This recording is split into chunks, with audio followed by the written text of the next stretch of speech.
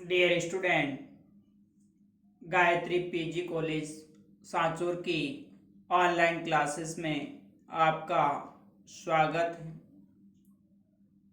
आज हम BSc BEd part first inorganic chemistry में नेक्स्ट जो टॉपिक है रिमूवल ऑफ इंटरफेरिंग रेडिकल्स यानी बाधक मूलकों का निष्कासन। इससे पहले लेक्चर में हमने इंटरफेरिंग रेडिकल्स के टेस्ट जो परीक्षण है उसके बारे में डिस्कस किया था और कहा था कि चार जो अलग अलग फ्लोराइड, ऑक्जेलेट, बोरेट और फॉस्फेट, इन्हें बाधक मूलक कहा जाता है। ये एसिडिक रेडिकल्स हैं, लेकिन जैसे ही हम बेसिक रेडिकल्स का टेस्ट करते हैं, परीक्षण करते हैं, तो उस कंडीशन में ये सेकंड ग्रुप के बाद third group, fourth group, fifth group या सिक्स्थ ग्रुप के अंदर बाधा उत्पन्न करेंगे। अर्थात हम जो बेसिक रेडिकल्स है उनके परीक्षण में बाधा उत्पन्न करते हैं, इस कारण से इनको बाधक मूलक कहा जाता है। तो इन बाधक मूलक का परीक्षण के बाद जब हम क्षारीय मूलकों का परीक्षण करते हैं तो उस कंडीशन में द्वितीय समूह के बाद इन बाधक मूलक का निष्कासन करना आवश्यक होता है, क्योंकि सेकंड ग्रुप के बाद में जो अदर ग्रुप्स के बेसिक रेडिकल्स होते हैं वो क्षारीय माध्यम के अंदर, ये बाधक मूलक भी क्षारीय माध्यम के अंदर इनका आयनन हो जाता है और सम आयन प्रभाव के कारण ये उन रेडिकल्स के टेस्ट में बाधा उत्पन्न करेंगे। इसलिए इनको द्वितीय समूह के बाद और तृतीय समूह से पहले इनका निष्कासन करना आवश्यक होता है। तो एग्जाम थ्योरेटिकल पेपर के अंदर डायरेक्ट इनका क्वेश्चन पूछा जाता है कि फ्लोराइड के निष्कासन की विधि लिखिए, या फिर ऑक्जेलेट का निष्कासन किस तरह से किया जाता है, या फिर बोरेट या फॉस्फेट के निष्कासन की विधि पूछी जाती है कि इसका रिमूवल टेस्ट कैसे करते हैं। तो देखिए, सबसे पहले हम बात करते हैं removal of oxalate C2O4 2-। Oxalate जो इंटरफेरिंग रेडिकल है उसका निष्कासन कैसे किया जाएगा। तो मैंने कहा कि ये जो बाधक मूलक होते हैं वो द्वितीय समूह के बाद और तृतीय समूह से पहले इनका निष्कासन करना होता है। तो सबसे पहले हम क्या करेंगे, जब बेसिक रेडिकल्स का टेस्ट करते हैं प्रथम समूह और प्रथम समूह के बाद फिर द्वितीय समूह और द्वितीय समूह के बाद में तृतीय समूह में जाते हैं।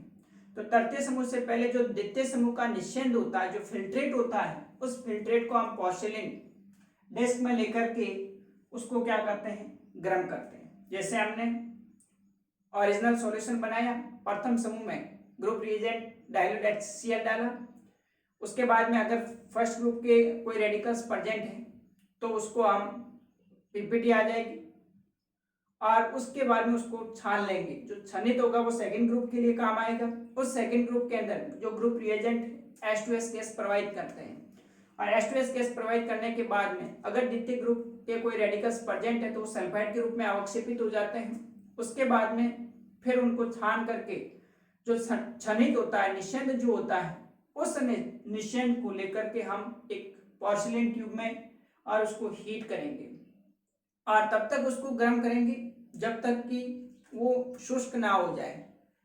तो पोर्सिलिन की प्याली में लेकर के उसको गर्म करते हैं, फिर ठंडा करते हैं। उसके बाद में फिर उसमें 0.5 ml कंसंट्रेट HNO3 यानी सांद्र नाइट्रिक अम्ल मिलाकर वापस शुष्क होने तक पुनः गर्म करते हैं। इस प्रोसेस को हम 2-3 बार दोहराते हैं। 0.5 ml कंसंट्रेट HNO3 डाला, फिर वापस उसको हीट करेंगे, शुष्क करेंगे, ऐसे 2-3 बार इस प्रोसेस को दोहराएंगे।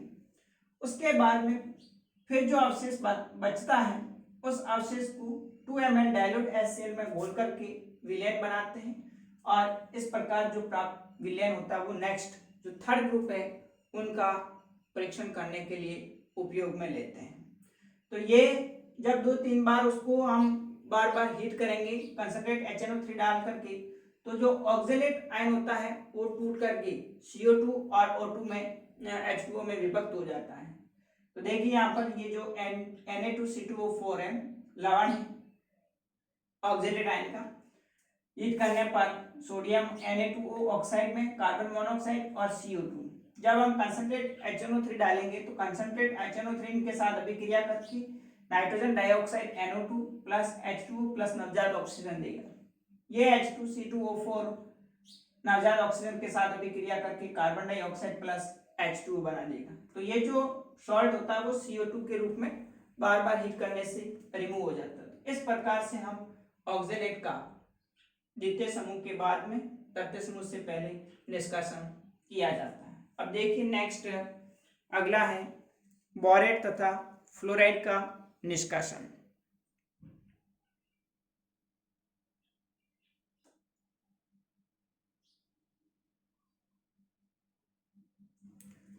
नेक्स्ट दूसरा है removal of fluoride and borate. यदि मिक्सचर में फ्लोराइड या फिर बोरेट वादक मूलक उपस्थित है तो उसका निष्कासन करने के लिए जिस प्रकार से हमने ऑक्जेलेट का पढ़ा किया था ठीक उसी प्रकार से इसमें भी द्वितीय समूह जो बेसिक रेडिकल है उस बेसिक रेडिकल के अंदर जो सेकंड ग्रुप है उस सेकंड ग्रुप के जो फिल्ट्रेट होता है उसको एक पोर्सिलेन की प्याली में लेकर शुष्कीकरण तक उसको गर्म करते हैं। इतना हीट करेंगे कि उसमें से जो लिक्विड है वो भाप बन के ऊपर उड़ जाए और शेष फिल्ट्रेट है वो बचा हुआ रहे। प्राप्त जो अवशेष होगा उसमें 2-3 ml कंसंट्रेट HCl डालकर पुनः शुष्क होने तक गर्म किया जाता है।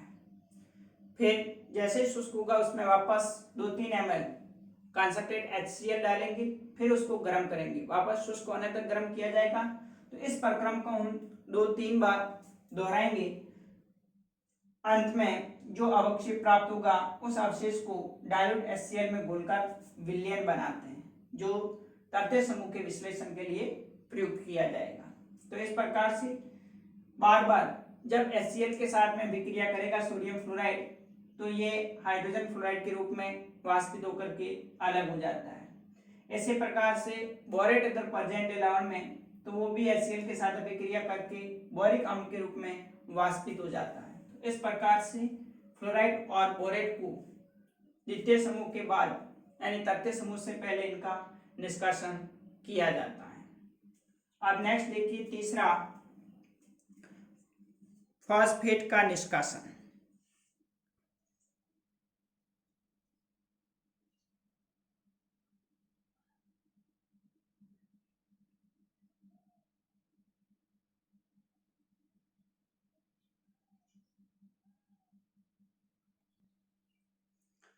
नेक्स्ट है removal of phosphate.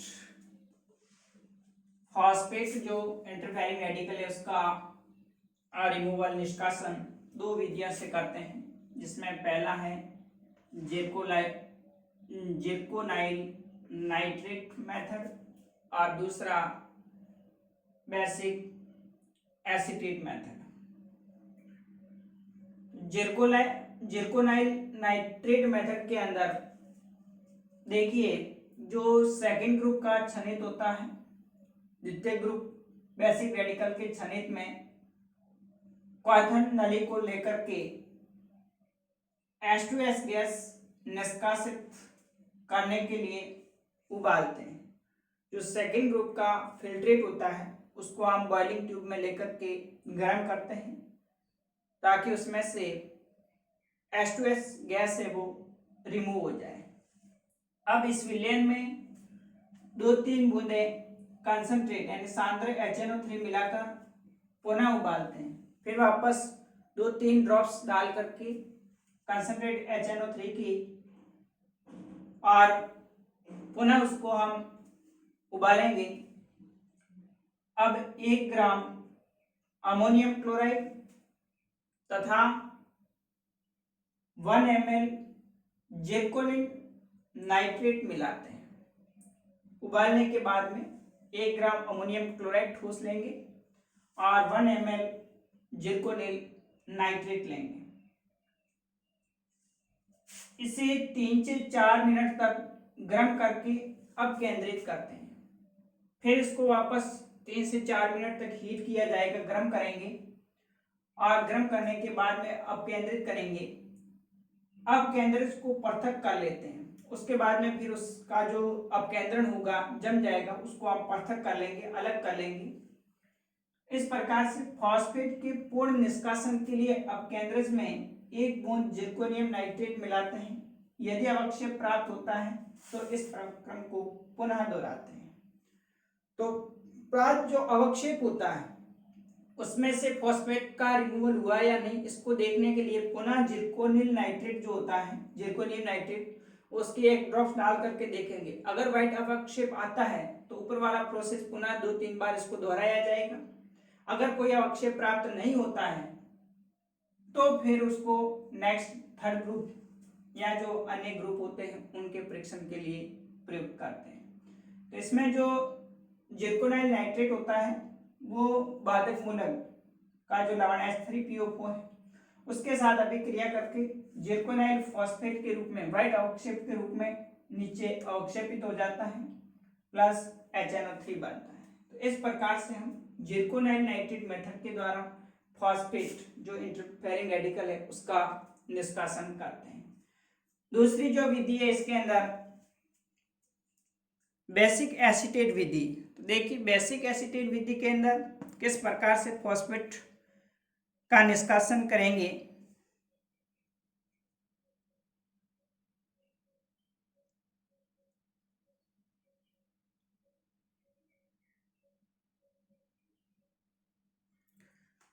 Basic acetate method के अंदर फॉस्फेट का रिमूवल किस तरह से किया जाता है। तो देखिए इसमें जो सेकेंड समूह है उसके पृथक्करण के पश्चात प्राप्त जो निस्यंद होता है, फिल्ट्रेट होता है, उनमें से H2S गैस का पूर्णतः निष्कासन करेंगे। उसको हीट करके जो हमने H2S गैस प्रोवाइड की थी तो उसको हीट करके H2S गैस से उसका पूर्ण रूप से निष्कासन करते हैं। उसके बाद फिर इस विलयन में 1 ग्राम जो सॉलिड अमोनियम क्लोराइड है डालकर धीरे धीरे इतना अमोनियम हाइड्रोक्साइड मिलाते हैं कि विलयन में हल्का गंधलापन यानी उसमें टर्बिडिटी आ जाए।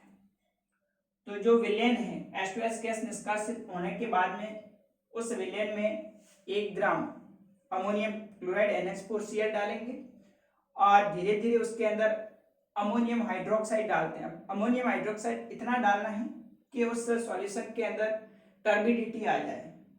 उसके बाद में फिर 1 ग्राम ठोस अमोनियम या फिर सोडियम एसीटेट होता है, या तो अमोनियम एसीटेट या फिर सोडियम एसीटेट तथा सिरके जैसी गंध आने तक एसिटिक एसिड मिलाते हैं। तो उसमें अमोनियम एसीटेट या फिर सोडियम एसीटेट और साथ में एसिटिक एसिड को इतना मिलाएंगे कि उसमें से सिरके जैसी विनेगर जो स्मेल होती है, सिरके जैसी गंध आने लगे।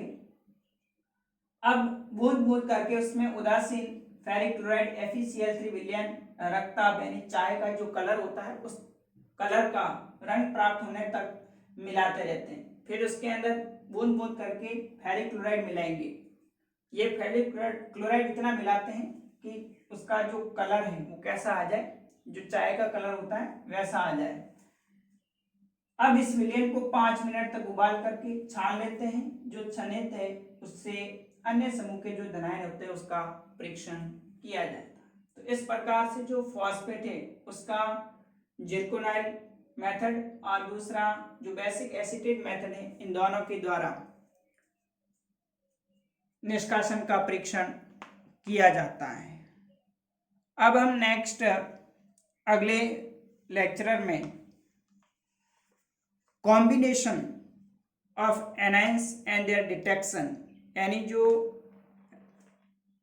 एसिडिक रेडिकल्स है वो कॉम्बिनेशन के अंदर है, संयोग के अंदर है, साथ में 2 या 3, तो उनका टेस्ट किस प्रकार से किया जाता है। तो ये भी एग्जाम में एक बार क्वेश्चन पूछा था कि जो कॉम्बिनेशन वाले कुछ आयन थे उनका हम पृथक्करण किस तरह से करते हैं, यानी उनका परीक्षण किस प्रकार से किया जाता है, तो उसको हम नेक्स्ट अगले लेक्चर में डिस्कस करेंगे। Okay, thank you.